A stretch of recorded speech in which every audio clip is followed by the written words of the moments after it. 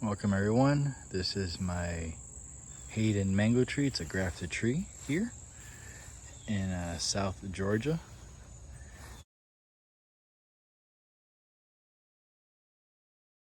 And today I'm going to show you how to prune your mango tree to get the most growth out of it as short as it could be.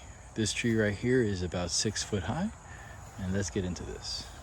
So as an example, as you see here, the branch grows here, creates a little node, then a new shoot comes out.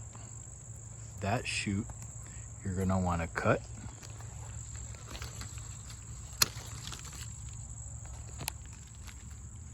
And then depending on how fruitful the tree is,